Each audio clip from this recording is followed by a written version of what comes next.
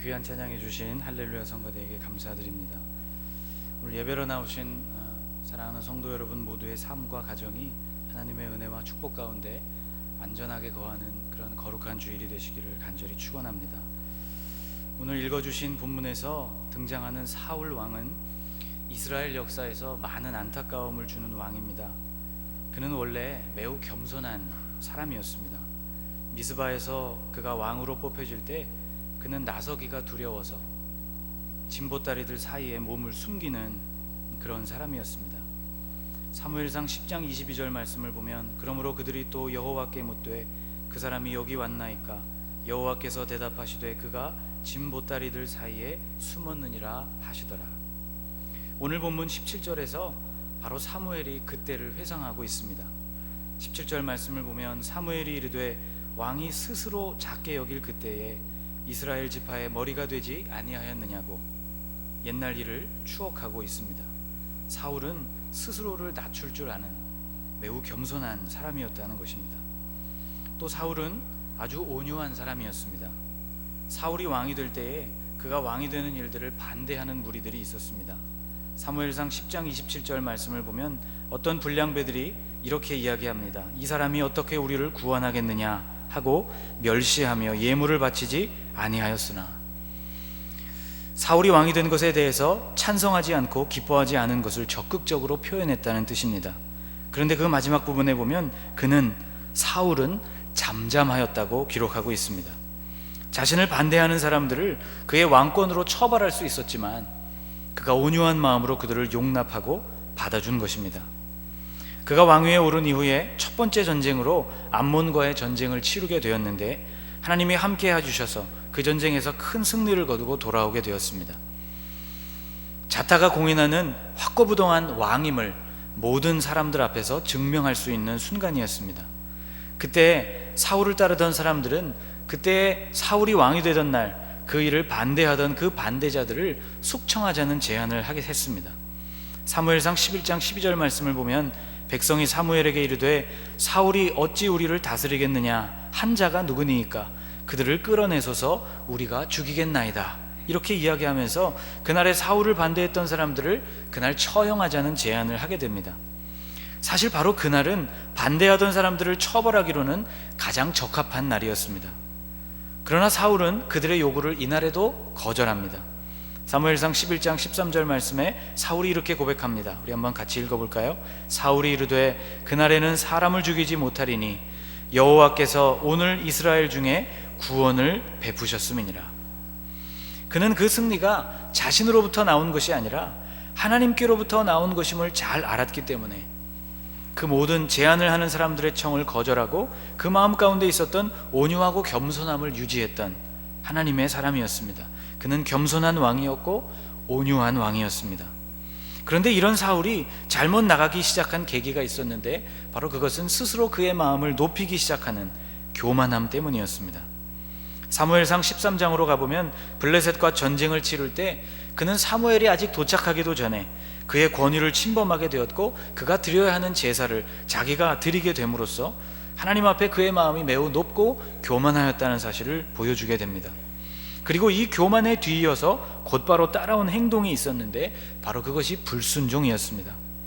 사울을 완전히 넘어뜨리게 된 것은 바로 이 불순종이었습니다. 사무엘상 15장에서 하나님은 아말렉을 다 쳐서 멸하라고 명령을 하셨는데 그 하나도 호흡이 있는 생명들을 남김없이 멸하라고 명령을 주셨는데 사울이 이 명령을 이행하지를 않습니다. 사무엘상 15장 2절과 3절 말씀을 보면 하나님이 이렇게 사울에게 말씀하십니다. 아말렉이 이스라엘에게 행한 일, 곧 애굽에서 나올 때에 길에서 대적한 일로 내가 그들을 벌하노니 지금 가서 아말렉을 쳐서 그들의 모든 소유를 남기지 말고 진멸하되 남녀와 소아와 젖 먹는 아이와 우양과 낙타와 나귀를 죽이라 하셨나이다. 그런데 여러분, 사울은 이 말씀을 온전히 따르지를 않았습니다. 오늘 본문 9절을 보면 사울과 백성이 아각과 그의 양과 소의 가장 좋은 것 또는 기름진 것과 어린 양과 모든 좋은 것을 남기고 진멸하기를 즐겨 아니하고 가치 없고 하찮은 것은 진멸하였다고 기록하고 있습니다. 사울은 하나님 앞에 불순종한 것이죠. 여러분, 이 불순종에는 혹독한 대가가 따랐습니다. 불순종이 나온 결과는 두 가지였습니다. 하나는 사람들과의 관계의 파괴였고, 또 하나는 하나님과의 관계의 파괴였습니다. 사울은 모든 책임을 이 일 이후로 자신과 함께 했었던 무리에게 그 책임을 떠넘기게 됩니다. 여러분, 13절 중간부터 앞에 나오는 말씀을 한번 같이 읽겠습니다. 내가 여호와의 명령을 행하였나이다 하니 사무엘이 이르되 그러면 내 귀에 들려오는 이 양의 소리와 내게 들리는 소의 소리는 어찌 됨이니까 하니라. 사울이 이르되 그것은 무리가 아말렉 사람에게서 끌어온 것인데. 여러분, 이 말씀을 보면 내가 여호와의 명령을 행하였다, 그런데 무리가 아말렉 사람에게서부터 이 짐승들을 끌어왔다고 고백하고 있습니다. 나는 하나님의 명령을 잘 이행하려고 했는데 문제는 무리에게 있었다는 말이죠. 책임을 다른 사람들에게 떠넘기고 있습니다. 20절과 21절 말씀도 한번 같이 읽겠습니다. 사울이 사무엘에게 이르되 나는 실로 여호와의 목소리를 청종하여 여호와께서 보내신 길로 가서 아말렉 왕 아각을 끌어왔고 아말렉 사람들을 진멸하였으나 다만 백성이 그 마땅히 멸할 것 중에서 가장 좋은 것으로 길갈에서 당신의 하나님 여호와께 제사하려고 양과 소를 끌어왔나이다 하는지라. 여러분, 여기 말씀에서도 나는 하나님의 목소리를 청종하려고 애를 썼지만 백성들이 그 짐승을 끌어왔다고 모든 책임을 그들에게 떠넘기고 있음을 보게 됩니다. 사랑하는 여러분, 하나님 앞에 불순종하는 것은 하나님과의 관계에 문제를 가져올 뿐만 아니라 우리와 함께 신앙생활하고 있는 신앙의 동료들, 우리와 함께하고 있는 그 사람들의 관계에도 분열과 불신을 가져오게 됩니다. 불순종은 사울과 하나님과의 관계도 갈라놓았습니다. 오늘 본문을 보면 사울은 그 자신을 위해서, 자기의 명예와 왕으로서의 권위를 세우기 위해서 모든 정성을 다 기울이고 있지만 주님을 위해서는 조금의 배려도 하지 않고 있는 사울의 모습을 우리가 발견하게 됩니다. 여러분, 12절 말씀 중간쯤을 앞에 나오시는 말씀을 함께 보면서 읽겠습니다. 사울이 갈멜에 이르러 자기를 위하여 기념비를 세우고 발길을 돌려 길갈로 내려갔다 하는지라. 여러분, 이 12절 말씀을 가만히 들여다보십시오. 사울은 그 전쟁에 승리한 것을 기념하기 위해서, 여기 오늘 성경에 보니까 자기를 위하여 기념비를 세웠다고 말씀하고 있습니다. 여러분, 그런데 오늘 본문 어디에도 하나님을 위해서 사울이 진심으로 무엇인가를 했다는 기록은 나오고 있지를 않습니다. 자신을 위해서는 사람들의 눈앞에 보여지는 기념비를 세웠지만 주님을 위해서는 아무것도 하지를 않았던 것입니다. 누가복음 12장을 보면 예수님이 한 부자의 비유를 말씀하십니다. 한 사람이 그 해에 수없이 많이 거두어들인 소출이 너무나 많게 되어서 더 이상 그가 가지고 있는 창고에 그 곡식들을 들여놓을 곳간이 없게 되었습니다. 그래서 그가 이런 방법을 선택합니다. 곡간을 헐고 새롭게 큰 곡간을 짓습니다. 그리고 그 해에 거두어들인 곡식을 그 가운데 다 집어넣고, 그리고 자기 영혼에게 스스로 이렇게 말합니다. 내 영혼아, 이제는 편히 먹고 자고 쉬면서 여러 해 쓸 것을 많이 쌓아둔 것을 기뻐하자고 스스로 위로하고 격려를 합니다. 그러나 그 밤에 하나님께서 그 사람을 데려가시게 된다면 그 준비한 것이 누구의 것이 되겠느냐고 주님이 말씀하시면서 자신을 위하여는 재물을 쌓아두었지만 하나님을 대하여서는 부요하지 못한 사람의 말로가 이와 같다고 경고해 주십니다. 여러분, 오늘 사울을 보십시오. 자신을 위해서는 기념비를 세우고 수많은 우양과 짐승들을 데리고 왔지만 실제로 하나님을 사랑하는 마음으로 그가 했던 것은 아무것도 없었다는 것입니다. 여러분, 오늘 본문 15절로 한번 가보십시오. 사울이 이르되 그것은 무리가 아말렉 사람에게서 끌어온 것인데 백성이 당신의 하나님 여호와께 제사하려 하여 양들과 소들 중에서 가장 좋은 것을 남김이요 그 외의 것은 우리가 진멸하였나이다 하는지라. 여러분, 여기에 나오는 여호와께 우리가 제사하기 위해서 양들과 소들 중에서 제일 좋은 것을 가지고 왔다는 이것은 사울이 하나님 앞에 드리고 있는 핑계에 불과합니다. 진실로 사울은 그 많은 짐승들이 아까워서 그것들을 살려놓았습니다. 자신을 위하여서는 많은 짐승들을 남겨두었지만 주님을 위해서는 실제로 아무것도 남겨놓지 않은 사울의 모습을 반대적으로 표현해주고 있는 것입니다. 여러분 24절 말씀을 보십시오. 사울이 사무엘에게 이르되 내가 범죄하였나이다. 내가 여호와의 명령과 당신의 말씀을 어긴 것은 내가 백성을 두려워하여 그들의 말을 청종하였음이니이다. 여러분 이 말씀 마지막 부분을 보십시오. 내가 하나님의 말씀을 어기게 된 배경이 있습니다. 그것은 백성들이 두려웠고 그들의 말을 내가 들어야 할 것 같은 마음이 들었기 때문이라고 사울이 고백하고 있는 것이죠. 여러분 사람들을 두려워하였고 사람들의 말을 따르기는 그가 귀를 기울여 그것들을 듣고 따랐지만 하나님이 정작 그에게 말씀하신 주님의 말씀에는 그가 귀를 기울이지 않았고 사람보다 하나님을 더 두려워해야 했음에도 분명하고 이 우선순위가 그의 삶에는 뒤바뀌어져 있었다는 것을 우리가 보게 됩니다.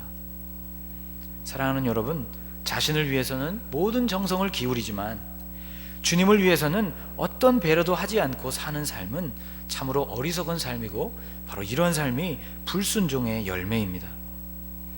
잠언 29장 25절 말씀에는 우리에게 이렇게 말씀해 주고 있습니다. 사람을 두려워하면 올무에 걸리게 되거니와 여호와를 의지하는 자는 안전하리라. 여러분 이 말씀을 따라해 보시겠습니까? 사람을 두려워하면 올무에 걸리게 되거니와 여호와를 의지하는 자는 안전하리라. 할렐루야. 여러분 사람의 말을 두려워하고 사람들의 보는 시선을 두려워하여서 하나님의 말씀을 어기게 되는 이 일은 참으로 어리석은 일입니다. 하나님 여호와를 의지하는 사람이 훨씬 더 안전한 삶을 누리게 된다는 말씀입니다.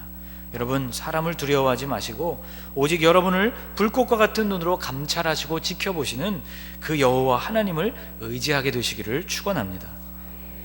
오늘 본문에 의하면 불순종이 낳게 되는 최종적인 결과가 있습니다. 그것은 사울에게 임했던 놀라운 결과, 그를 하나님이 아무것도 아니었던 그를 왕의 자리에 올려놓았던 그 하나님의 소명이 그 시간부로 박탈되었다는 데 있습니다. 결국 이 불순종은 왕으로서의 사울의 삶을 완전히 끝나게 했습니다. 23절 말씀을 한번 같이 읽겠습니다. 이는 거역하는 것은 점치는 죄와 같고 완고한 것은 사신 우상에게 절하는 죄와 같음이라. 왕이 여호와의 말씀을 버렸으므로 여호와께서도 왕을 버려 왕이 되지 못하게 하셨나이다 하니. 작년 여름쯤에 하나님의 뜻을 분별하고 그 뜻을 생각하고 결단하는 그 순간이 하나님께 드려지는 영적인 예배라는 말씀을 드린 적이 있습니다. 여러분 그때의 기억을 떠올리시면서 오늘 제가 읽어드리는 이 로마서 말씀을 다시 잘 들어보십시오. 그러므로 형제들아 내가 하나님의 모든 자비하심으로 너희를 권하노니 너희 몸을 하나님이 기뻐하시는 거룩한 산 제물로 드리라. 이는 너희가 드릴 영적 예배니라. 너희는 이 세대를 본받지 말고 오직 마음을 새롭게 함으로 변화를 받아 하나님의 선하시고 기뻐하시고 온전하신 뜻이 무엇인지 분별하도록 하라. 여러분 아무런 생각 없이 이 세상이 흘러가는 문화와 이 세대가 따라가는 그 조류를 따라 흘러가지 않도록 우리 자신을 지키려는 노력, 하나님의 뜻을 분별해 보려는 그 몸부림, 그 노력이 바로 내 삶의 주권이 나에게 있지 않고 하나님께 있음을 선포하는 행위가 되고 이것은 곧바로 예배라고 말씀을 드렸습니다. 그리고 여러분 이러한 결단은 우리의 몸을 움직이는 행동으로 나타나야 하는 것이죠. 몸을 움직이는 것, 하나님의 선하시고 기뻐하시고 온전하신 뜻을 따라 우리의 몸을 움직여가는 것, 이것이 바로 성경이 말하는 순종입니다. 그러므로 순종은 그 말이 맞습니다 하는 단순한 긍정이 아닌 것입니다. 설교 말씀, 선포되는 하나님의 말씀에 단순히 우리가 입술을 움직여서 아멘 하는 것이 아니라는 것입니다. 또 순종은 내가 그렇게 하겠습니다라고 단순히 시인하는 것이 아닙니다. 하나님이 정말 기뻐하시는 예배인 이 순종은 하나님이 말씀하시는 것을 우리가 결단하게 되고 그 결단한 것을 삶으로, 실천으로, 행동으로 옮기게 되는 것입니다. 창세기 22장에서 우리는 모리아산 꼭대기에 있는 아브라함과 이삭을 만나게 됩니다. 이 모든 순종의 과정이 지나간 이후에 하나님은 그들의 눈을 열게 해주셨고 한 순양이 뿔이 수풀에 걸려서 어디로도 가지 못하고 걸려있는 모습을 보게 되었고 그들이 기쁜 마음으로 그 양을 잡아서 하나님께 번제를 드리게 됩니다. 여러분 겉으로 보면 하나님이 모리아산에서 나에게 번제를 드리라고 하는 그 약속의 성취는, 그 모든 것을 이행하는 그 결말은 바로 이 순양을 잡아서 하나님께 드렸던 번제를 통해서 완성됩니다. 겉으로 보면 이것이 제사입니다. 그러나 여러분, 하나님이 아브라함의 예배를 받으셨다는 말은 그 마지막에 드려진 순양 한 마리를 통해서 드려진 번제가 아니었습니다. 하나님은 말씀에 순종하는 아브라함의 모든 순간을 예배로 받으셨던 것입니다. 집을 떠나서 3일간 길을 행할 때 아들을 데리고 산에 올라가는 일, 그리고 거기서 아들을 실제로 하나님께 드리려고 했던 그 모든 순종의 순간을 하나님은 예배로 받으셨던 것입니다. 그러므로 양을 잡아서 하나님께 드려지는 형식적인 그 예배가 있기 이전에 아브라함은 이미 내용상으로 하나님께 예배를 드리고 있었던 것이죠. 사랑하는 여러분, 순종이 예배입니다. 오늘 본문을 보면 순종은 예배 그 이상이라고 우리에게 가르쳐주고 있습니다. 여러분, 22절 말씀을 한번 보십시오. 22절을 같이 읽겠습니다. 사무엘이 이르되 여호와께서 번제와 다른 제사를 그의 목소리를 청종하는 것을 좋아하심같이 좋아하시겠나이까. 순종이 제사보다 낫고 듣는 것이 순양의 기름보다 나으니. 여러분, 세 번역으로 이것을 읽어보면 이 말씀이 더욱더 분명하게 우리에게 다가옵니다. 제가 한번 읽어보겠습니다. 사무엘이 나무랐다. 주님께서 어느 것을 더 좋아하시겠습니까? 주님의 말씀에 순종하는 것이겠습니까? 아니면 번제나 화목제를 드리는 것이겠습니까? 잘 들으십시오. 순종이 제사보다 낫고 말씀을 따르는 것이 순양의 기름보다 낫습니다. 여러분, 순종, 하나님의 목소리를 듣고 따르는 이것이 순양을 잡아 하나님께 드리는 제사보다 훨씬 더 훌륭한 예배라는 뜻입니다. 여러분, 우리가 무수하게 하나님께 드리는 기도보다 하나님의 말씀 앞에 순종하는 것이 훨씬 더 훌륭한 예배입니다. 우리가 하나님 앞에 정성을 다해서 드리는 열정적인 찬양보다 하나님의 말씀 앞에 순종하는 것이 보다 더 훌륭한 예배입니다. 여러분, 우리가 하나님 앞에 나와서 예배에 참석하는 횟수보다 하나님의 말씀 앞에 순종하는 것이 훨씬 더 훌륭한 예배라는 것입니다. 하나님 앞에 드려지는 헌금, 그 물질의 양보다 하나님 앞에 내가 순종하는 것이 주님의 마음을 훨씬 더 기쁘게 해드리는 예배입니다. 제가 즐겨 쓰는 예화 가운데 이 미국에서 한 그 목사님에게 있었던 그 예화입니다. 여러분에게도 한 두세 번 말씀드린 적이 있는 것 같습니다. 한 목사님이 파송을 받고 어느 마을에 교회로 가게 되었다고 합니다. 그래서 그 사람들과 함께 목회를 진행하고 설교하고 신방하는 그 모든 목회의 사역을 시작하게 되었는데, 그 마을은 강을 끼고 있는 마을이었다고 합니다. 근데 이 마을 사람들에게 문제가 하나 있었는데, 그 강 상류로부터 떠내려오는, 벌목을 해서 떠내려오는 그 통나무를 이 마을 사람들이 몰래 밤에 가가지고 떠내려오는 통나무를 가져다가 그것을 팔면서 부수입원으로 그런 일들을 하고 있다는 것을 이 목사님이 알게 되었습니다. 그래서 이 목사님이 하루는 그런 설교의 제목을 정하고 말씀을 전했다고 합니다. 내 이웃의 소유를 탐내지 말라. 예배가 끝났습니다. 많은 사람들이 와서 은혜를 받았노라고 목사님께 인사를 하고 그 주의 예배를 마치고 헤어졌다고 합니다. 그리고 그 주에 정말 그 사람들이 은혜를 받았는지를 살펴보기 위해서 이 마을 사람들이 밤에 무슨 일을 하는지를 살펴보았는데, 그들이 여전히 강에서 떠내려오는 통나무를 가져다가 여전히 그것을 팔아먹고 있었다고 합니다. 이 사람들이 말씀을 잘 이해하지 못하였나 보다 이렇게 생각을 하고 그 다음 주에도 동일한 본문과 제목으로 설교를 했다고 합니다. 내 이웃의 소유를 탐내지 말라. 그날도 많은 사람들이 은혜를 받았다고 이야기하고 예배를 마치고 헤어졌습니다. 그러나 그들의 삶에 아무런 변화도 일어나지를 않았다고 합니다. 그러기를 몇 주가 지나고 목사님이 마지막 결단을 내렸습니다. 그들에게 구체적으로 그들이 잘못하고 있는 일들을 지적해야겠다고 결심을 하게 되었습니다. 그래서 그 주의 설교를 이렇게 주보에 실었다고 합니다. 내 이웃의 통나무를 탐내지 말라. 사랑하는 여러분, 그 주에는 은혜 받았다고 이야기하는 사람이 한 사람도 없었다고 합니다. 결국 교인들의 반대에 부딪혔고 목회가 어려워진 이 목사님이 목회의 임지를 옮길 수밖에 없었다는 실화를 제가 신학교 다닐 때 선한영 교수님으로부터 이 이야기를 듣게 되었습니다. 사랑하는 여러분, 말씀을 듣고 은혜 받는 일은 중요합니다. 그런데 여러분, 우리의 삶에 더 중요한 것은, 하나님이 더 기뻐하시는 예배는 주시는 감동과 도전을 따라 우리의 삶을 움직여가는 행함인 것입니다. 순종인 것입니다. 마가복음 21장에 보면 예수님이 두 아들의 비유를 해주셨습니다. 포도원에 가서 오늘 일을 해주었으면 좋겠다는 아버지의 부탁을 듣고 한 아들은 예 가겠습니다 이렇게 말을 하고 실제로는 가지를 않았고, 다른 아들은 싫다고 이야기를 하고 나중에 돌이켜서 아버지를 생각하는 마음으로 포도원에 갔다고 하는 것이죠. 이 비유를 마치면서 예수님이 제자들에게 이렇게 물으셨습니다. 그 둘 중에 누가 아버지의 뜻대로 하였느냐? 아버지의 뜻대로 한 아들은 돌이킨 아들이죠. 듣기 좋은 대답을 했던 아들이 아니었다는 것입니다. 여러분, 이것을 우리의 예배에 적용한다면 하나님이 기뻐하시는 예배자가 누구냐? 하나님이 기뻐하시는 참 예배자는 입으로 듣기 좋은 대답을 하나님께 드리는 사람이 아니라 아버지의 뜻대로 마음과 몸을 움직여가는 순종의 사람이라는 것입니다. 순종하는 사람이 진정한 예배자입니다. 여러분, 하나님은 이런 예배를 원하십니다. 예배의 극치, 하나님이 우리에게 보여주셨던 최상의 예배는 바로 예수님의 십자가에서 나타났습니다. 주님이 겟세마네 동산에서 하나님께 간절하게 기도했던 내용은 이런 것이었습니다. 하나님, 주님이 원하시면, 주님의 뜻이면 이 잔을 제게서 옮겨주시기를 원합니다. 그러나 여러분, 주님은 십자가를 지는 것이 하나님의 뜻임을 확신하게 되었고 힘들었지만 하나님의 뜻에 따라 그 십자가를 지셨습니다. 순종하셨습니다. 이것이 하나님이 받으시는 가장 합당하고 아름다운 예배였다는 것입니다. 이 예배의 열매로 오늘 여러분과 제가 하나님이 주시는 무한한 구원을 누릴 수가 있게 된 것이죠. 사랑하는 여러분, 가장 아름다운 예배를 드리시는 여러분이 되시기를 바랍니다. 순종으로 예배하는 성도들이 되시기를 바랍니다.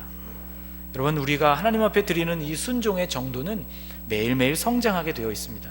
하나님을 진심으로 경외하고 사랑하는 사람들은 그 순종의 정도도 매일매일 자라가게 되어 있습니다.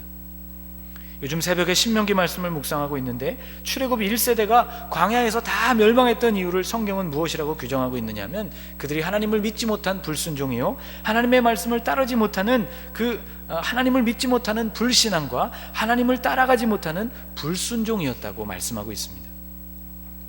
신명기 2장 말씀을 보면 광야 생활 38년을 마치고 드디어 출애굽 2세대가 새로운 땅을 향해서 북쪽으로 진행하게 되는데 드디어 요단 동편으로 그들이 진출하게 되는 말씀이 나와 있습니다. 그 본문을 보면 그들이 출애굽 1세대와 명백하게 달라진 모습이 무엇인지를 우리에게 가르쳐주고 있습니다. 그들은 여전히 하나님이 원하시는 믿음의 분량에 여전히 부족한 사람들이었기는 했지만 적어도 그들은 순종하는 사람들이었음을 말씀에 우리에게 알려주고 있습니다. 신명기 2장을 보면 하나님이 에돔 땅을 지나가게 될 때 너희가 에돔 사람들을 건드리지 말아라, 그들은 에서의 후예이다, 이런 말씀을 들려주십니다. 이스라엘이 그 말씀을 듣고 그들과 접촉하지 않고 그들과 문제를 일으키지 않고 그 말씀에 순종을 합니다. 그 땅을 지나가게 되어서 모압 땅을 지나가게 될 때도 하나님은 모압을 가만히 놔두라고 말씀하셨습니다. 이스라엘이 역시 그 말씀에 순종하여서 모압 사람들을 그대로 두게 되었습니다. 그들이 더 북쪽으로 진행하게 되어서 암몬 땅을 지나가게 될 때 하나님이 이 암몬 족속도 괴롭히지 말라고 말씀을 하십니다. 이스라엘이 그 말씀에 그대로 순종하여서 암몬 땅을 지나가게 됩니다. 그리고 헤스본이라는 곳에 도착하였을 때 하나님이 헤스본은 치라, 그들과 너희가 전쟁을 하라고 명령을 하십니다. 이스라엘이 그 말씀에도 순종을 하였고 그들과 전쟁을 하게 되었고 그들의 온 땅을 그들의 기업으로 얻게 됩니다.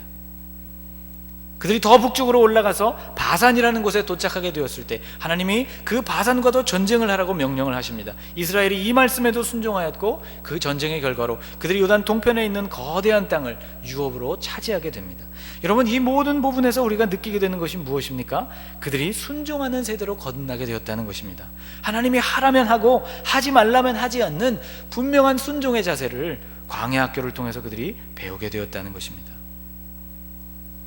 그들은 나중에 홍해처럼 처음부터 끝까지 완전히 열려진 그런 물길을 통과하지 않고 여전히 흘러넘치는 요단강에 믿음으로 그들의 발을 담금으로써 믿음으로 그 물길을 연 믿음의 사람들, 순종의 사람들이었습니다. 그들의 순종은 계속해서 자라나고 있었다는 것이죠. 사랑하는 여러분, 순종은 하나님이 기뻐하시는 훌륭한 예배입니다. 순종으로 예배하는 하나님의 사람들을 통해서 오늘날 인류의 역사는 바뀌어 왔습니다. 하나님이 오늘도 찾으시는 사람은 이런 순종의 사람입니다. 여러분, 주님 앞에 순종으로 예배하시는 성도들이 되시기를 바랍니다. 우리의 이 순종이 매일매일 자라날 수 있기를 바랍니다. 여러분, 주님이 주시는 이 말씀 앞에 순종함으로 하나님이 주시는 이 놀라운 역사들을 경험할 수 있게 되시기를 주님의 이름으로 간절히 축복합니다. 기도하겠습니다.